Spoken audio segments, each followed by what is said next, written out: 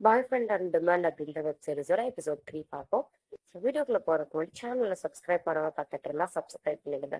இங்க நம்ம ஹீரோயின் வந்து ரெண்டாவது பாய் ஃப்ரெண்டை வந்து மீட் பண்றதுக்காக வந்திருக்காங்க. ஃபர்ஸ்ட் எடுத்தோடனே ஒருத்தவங்களை மீட் பண்றாங்க. பட் அவங்களுக்கு கொஞ்சம் டவுட், இவங்க தான் பாய் ஃப்ரெண்டாங்க. நெக்ஸ்ட் அவங்க ஃப்ரெண்ட் எங்கேயோ மீட் பண்றாங்க. அவங்களோட ஃப்ரெண்ட் இங்கே வந்துட்டாங்களா அப்படின்ட்டு அவங்க யோசிச்சுட்டு இருக்காங்க.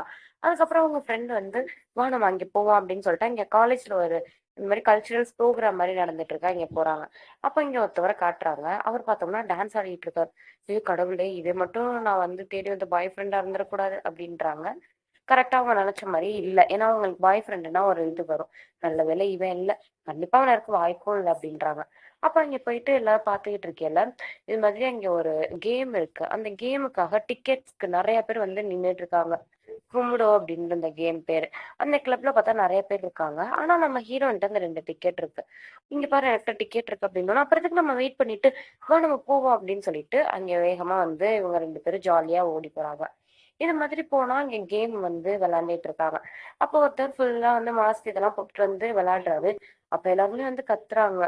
இது மாதிரி இன்ஹோ இன்ஹோன்னு கத்துறாங்க. அதோட பேரு. நம்ம ஹீரோயின் வந்து இது மாதிரி ஒரு பாய் ஃப்ரெண்டை மீட் பண்ண வந்திருப்பாங்கல்ல, அவங்க ரெண்டாவது பாய் ஃப்ரெண்ட. ஆக்சுவலா இவர் தான் அந்த ரெண்டாவது பாய் ஃப்ரெண்டு.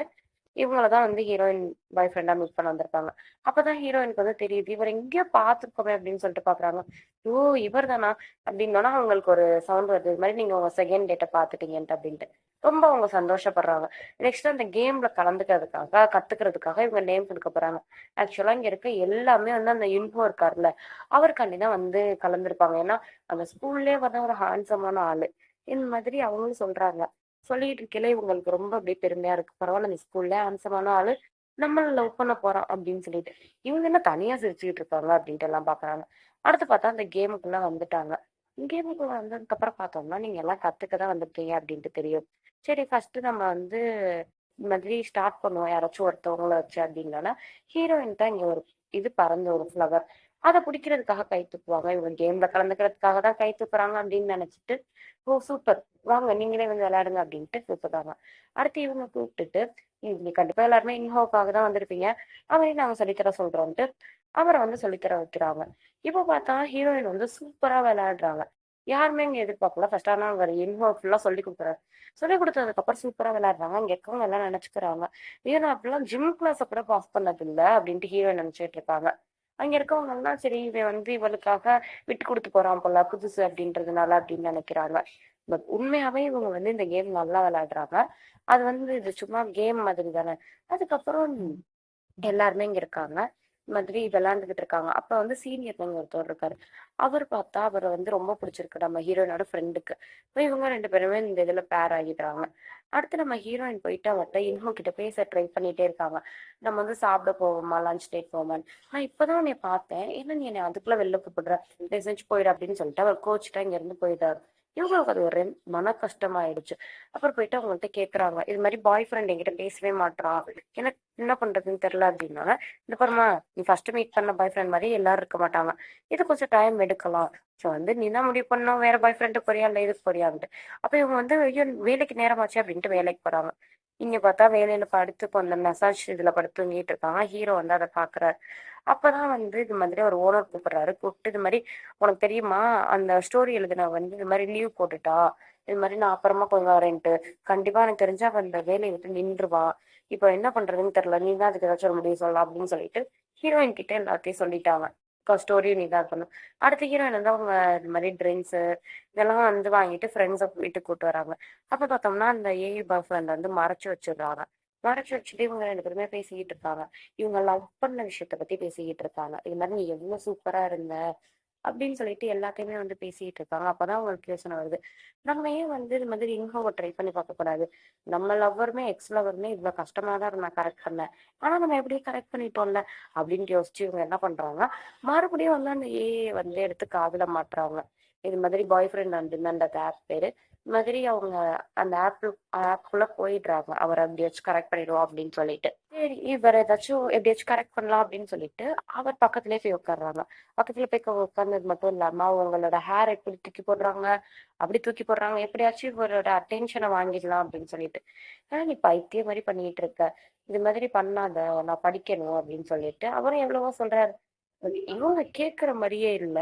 ரொம்ப ஓவரா அப்படியே முடி அங்கிட்டும் இங்கிட்டும் போட்டுட்டு இருக்காங்க. கொஞ்சம் வாய மூடிருக்கியா அப்படின்ட்டு ஹீரோ சொல்றாரு. ஓகே அப்படின்றாங்க. மறுபடியும் இங்க போயிட்டு எங்க போயிட்டு இருக்கீங்க அப்படின்னா படிக்க அப்படின்னா சரி நானும் வரேன் அப்படின்னு சொல்லிட்டு இவங்க பார்த்தோம்னா பின்னாடியே வந்து போகிறாங்க. இதெல்லாம் வந்து ஹீரோயின் வந்து யோசிச்சு பார்த்துக்கிட்டு இருக்காங்க. அப்ப பார்த்தோம்னா வந்து மறுபடியும் அந்த கேம் இருக்குல்ல அதை விளையாடுவோம் அப்படின்னு சொல்லிட்டு ப்ளே பண்ண போறாங்க. அப்பதான் வந்து இவர் வந்து இங்க கட்டி விட்டுறாரோ அதெல்லாம் இவங்களுக்கு வந்து ரொம்ப அப்படியே சந்தோஷமாயிடுது. பட் அந்த கேம்லயுமே இவரை வந்து இவங்க தோக்கடிக்கல. இப்ப அவங்க ஃப்ரெண்டு வராங்க. இன்ஹோவோட ஃப்ரெண்டு வந்தாலும் அப்பதான் நடந்ததை சொல்றாங்க. அப்பதான் தெரியுது இந்த விளையாட்டுலயுமே வந்து ஹீரோயின்லாம் வந்து ஹீரோ வந்து தோக்கடிச்சிட்டாங்க. அதுக்கப்புறம் சரி நான் போய் குளிச்சுட்டு வரேன் அப்படின்னு சொல்லிட்டு போயிடுறாங்க. இங்க எல்லாரும் கெட் டுகெதர் பார்ட்டி மாதிரி வச்சு சரக்கு அடிச்சுக்கிட்டு இருக்காங்க. சரக்கு அடிச்சுட்டு எல்லாம் கொஸ்டின் கேட்டுட்டு ஆன்சர் சொல்லிட்டு இந்த மாதிரி விளையாண்டுகிட்டு இருக்காங்க ட்ரிங்க்ஸ் எல்லாம் சாப்பிட்டுட்டு.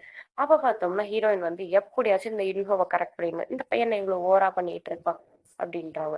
அதுக்கப்புறம் நீ இந்த கேம் ரொம்ப விளையாடுற அப்படின்ட்டு எல்லாம் சொல்றாங்க.